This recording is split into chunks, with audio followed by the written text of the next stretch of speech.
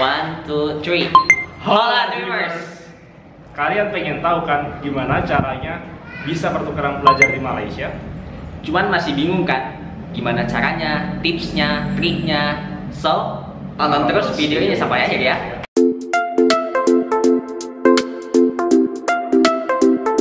Hai, balik lagi bersama aku Fauzi di channel Jejak Zamzami. Dan kali ini aku gak sendiri, tapi aku bareng Farhan, sahabat aku di UII. Dan kali ini kita akan ngebahas tentang bagaimana sih dia bisa pertukaran pelajar ke Malaysia dan tentunya gratis di universitas yang bagus. Ya udah, kita gak usah banyak ngomong, kita langsung ke Farhan aja. Coba dong kenalan dulu singkat deh. Oke, assalamualaikum warahmatullahi wabarakatuh teman-teman. Perkenalkan, nama saya Muhammad Farhan Juliansyah, biasa dipanggil Farhan, tapi sebagian yang lain juga biasa panggil saya Juli.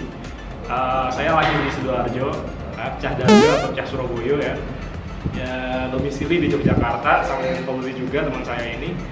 Dan saya pada 2019 diberikan kesempatan oleh Allah SWT untuk bisa mengenyam pendidikan selama 1 semester di Universitas Sains Islam Malaysia atau bisa disingkat USIM. Oke.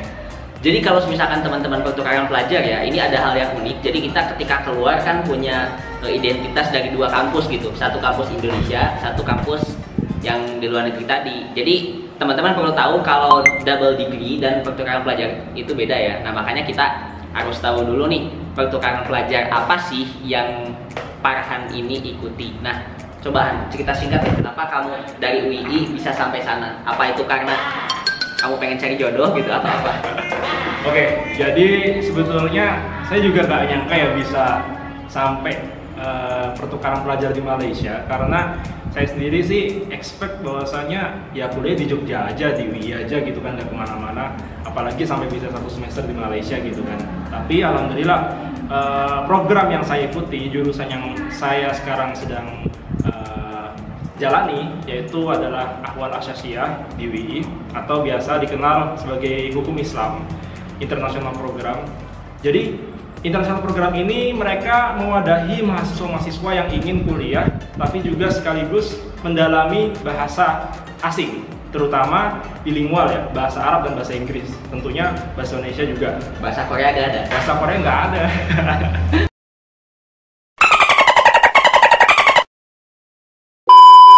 Oke, jadi tentunya program di international program ini kita tidak hanya kuliah saja, tapi juga mempunyai kerjasama dengan universitas lain, yaitu di bidang pertukaran pelajar. Sehingga adanya kerjasama ini, jalinan komunikasi yang baik antara Universitas Islam Indonesia dengan USIM, University Sains Islam Malaysia, membuahkan dari mahasiswa Malaysia diperbolehkan untuk belajar di Indonesia, dan dari mahasiswa Indonesia diperbolehkan juga untuk belajar juga bagaimana merasakan ya studi di Malaysia gitu kan. Tentunya dengan bermacam perbedaan ya, karena memang kultur edukasi di Malaysia dan Indonesia saya yakin tidak 100% sama.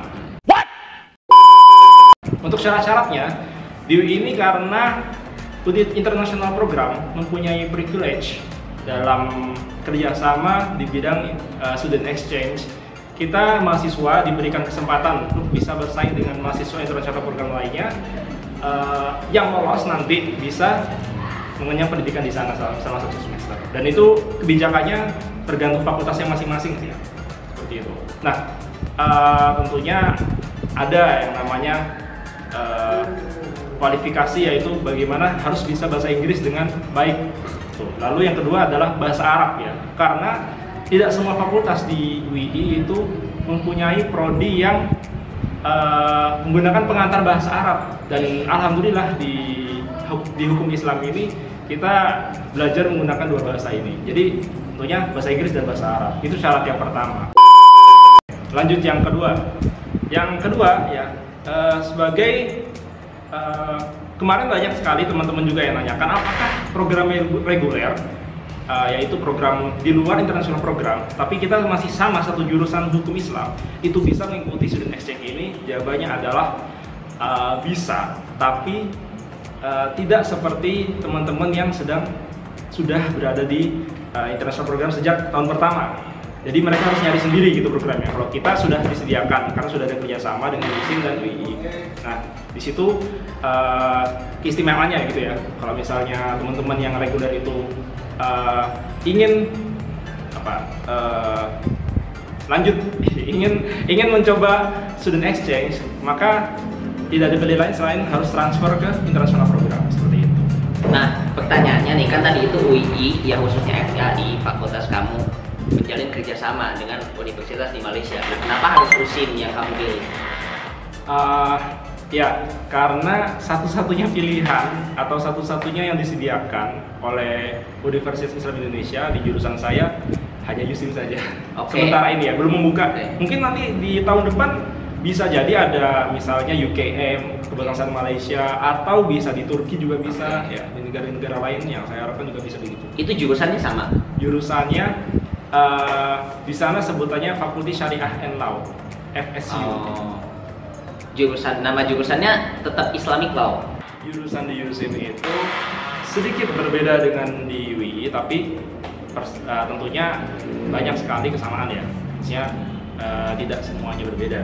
Karena di sana namanya adalah jurusan fikih dan fatwa. Kalau misalnya di UI namanya jurusan ahwal al-syakhsiyah atau hukum keluarga atau hukum Islam. Oke. Nah ini nih, pertanyaannya ini pasti banyak banget ditanyain oleh teman-teman semua juga. Nah, waktu kamu pertukaran pelajar nih dari UI ke Malaysia, itu dibiayain sama UI-nya gak? Alhamdulillah, pada program student exchange kemarin, alhamdulillah ya, kebetulan saya dibiayain oleh kampus Universitas Indonesia di bawah Pondok Pesantren Universitas Islam Indonesia. Jadi itu pun dengan flight juga yang dibayarin oleh prodi saya gitu. Sombong amat. Jadi flight dibayarkan, dan untuk asrama sendiri juga di sana tidak bayar, gratis ya. Dan tinggal mikir makan juga sebenarnya ini juga dibayarin juga. Sama prodi, alhamdulillah. Oke, sekarang nih kan kamu nyampe sana. Ya. Nah, pas nyampe sana tuh tinggal di mana? Gak tinggal di rumah kosong kan? Enggak. Jadi pas pertama kali sampai sana ya, ini ada cerita agak lucu sih sebenarnya, karena memang mungkin ada sedikit miskomunikasi juga antara pihak universitas dengan USIM, tapi sebenarnya itu bukan sebuah masalah besar gitu kan, karena memang di sana kita ketika sudah nyampe disambut oleh pihak PPI Malaysia, nah gitu. Jadi ada pihak PPI Malaysia, PPI USIM ya, Persatuan Pelajar Indonesia yang tinggal di USIM. Mereka langsung memberikan kami tempat tinggal pada mungkin sehari doang gitu, sehari aja ngasih tempat tinggal. Setelah itu langsung pindah ke college apartment gitu. Jadi apartemen untuk mahasiswa USIM. Oke, itu satu kamarnya berapa orang? Satu kamar. Jadi ini flatnya itu, apartemennya itu satu ruangan terdiri dari 3 kamar, dan satu kamar itu 2 orang. Dan itu ada dapurnya juga, ada ruang tengahnya juga gitu. Oh, berarti kamu satu ruangan tuh gak sama Fuad doang? Satu ruangan, kalau satu ruangan ya, satu room. Yeah. Itu nggak sama Fuad saja, nggak sama teman saya yang dari UI. Ada juga teman-teman dari UNY, terus UMY itu juga ada gitu kan. Jadi ada juga dari UNER Surabaya. Jadi memang di USIM itu yang student exchange ke sana nggak cuma UI, bahkan ada kampus-kampus lain di semester yang sama gitu. Dan kita bergabung dengan mereka, walaupun kita beda jurusan gitu kan. Ada yang dari manajemen, ada yang ekonomi gitu kan. Jadi seperti itu. Oke, kalau kita pengen tahu nih biaya hidup selama sebulan di sana itu berapa per bulannya gitu maksudnya? Oke, biaya hidup per bulan ya. Kalau misalnya dihitung-hitung dari makanan, ya kalau misalnya kita butuh makan gitu kan, keluar gitu kan, tidak jauh beda dengan Indonesia. Mungkin bedanya misalnya di Jogja kita makan burjo itu 10.000, di sana mungkin 20.000 atau 5.000. Nggak sampai 2 kali lipat sih, enggak. Ya segitulah. Jadi nggak begitu mahal kalau saya bilang. Yang mahal mungkin kalau kita tempat tinggal itu kan, bayar flat itu mahal gitu. Alhamdulillahnya kemarin saya nggak bayar gitu. Terus misal ada biaya-biaya perawatan rumah sakit, kita punya sakit atau dan sebagainya gitu. Nah, kita ke hal yang lebih edukatif nih. Nah, selama kamu di sana, apa sih yang kamu rasain? Coba kasih aku 3 hal deh yang kamu rasain perbedaan antara pendidikan di Indonesia dan juga di Malaysia. Oke, 3 hal ya. 3 hal ini aku bisa pegang dulu dari 3 kata besar ya. Kasih 3 kata. Pertama disiplin, kedua integratif, dan yang ketiga challenging, kayak menantang. Yang pertama disiplin. Oke. Buat kalian yang masih kuliah di Indonesia pastinya banyak yang tahu bahwasanya di kita di Indonesia ini banyak sekali yang prokrastinasi ya, apalagi masalah masuk kuliah gitu. Ada yang sering titip absen gitu, terus juga ngerjain tugas juga ngaret-ngaret gitu kan. Ya, mungkin saya juga termasuk salah satu di antaranya kan. Dan ketika saya dihadapkan dengan situasi belajar di USIM, nah ada namanya culture shock.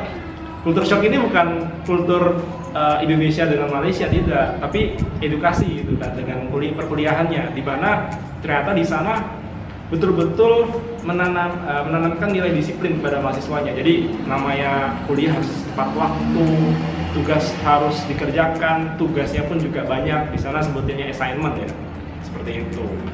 Nah, terus yang kedua tadi adalah integratif. Jadi memang sistem di sana menggunakan online juga ada ya, walaupun kuliah tatap muka di kelas juga ada, tapi online pun tetap. Nah, di situ baik dari dosen atau mahasiswa itu harus sering-sering mengecek ya, namanya sistem di USIM itu. Jadi ada assignment yang masuk pasti langsung keluar notifikasinya, dan mahasiswa langsung disuruh mengerjakan. Ada juga langsung disuruh mengumpulkan tugasnya, assignmentnya ke dosen yang bersangkutan. Oke, yang ketiga adalah challenging ya. Jadi sangat menantang. Kenapa menantang? Di sana rata-rata dosen, hampir semua dosen adalah S3. Berbalikan di Indonesia yang tenaga pengajarnya S2 sudah bisa menjadi dosen. Di sana kalau S2 itu mungkin bisa dibilang jarang sekali. Ada paling staffnya? Ada mungkin staffnya. Cuma saya kemarin tidak menemukan selain doktor atau profesor untuk yang jadi dosen ya di Malaysia itu ya. Atau mungkin memang itu salah satu persyaratan untuk bisa menjadi lecture ya di sana. Oke, sekarang kita akan jawab pertanyaan secara cepat. Jadi kamu nanti mikirnya 5 detik doang, nggak usah mikir-mikir dulu. Ada 2 hal yang harus kamu pilih dan kamu tentukan satu. Siap. Ini nggak aneh-aneh kan? Enggak, pertanyaannya. Enggak, aman. Jakarta, Kuala Lumpur. Kuala Lumpur. Nasi Padang, nasi lemak. Nasi lemak. Bahasa Melayu, bahasa Indonesia. Bahasa Indonesia. Cewek Indonesia, cewek Malaysia. Cewek Indonesia. Usi Muii. WI. Twin Tower, Monas. Twin Tower.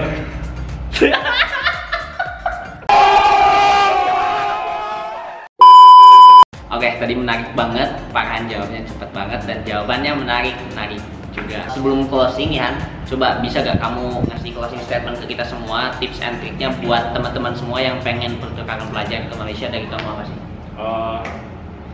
Singkat aja ya, sebetulnya pertukaran pelajar itu kesempatan. Itu kalian semua bisa dapat kesempatan itu apabila kalian mau belajar bahasa asing. Tentunya kalau misalnya di Malaysia ya belajarnya bahasa Inggris, bahasa Arab sesuai dengan jurusan kalian dengan tekun ya. Jadi saya sendiri nggak nyangka bisa ke Malaysia pun ya tahun kemarin. Itu pun alhamdulillah ada banyak andil, ada banyak kontribusi dari bahasa yang saya gunakan.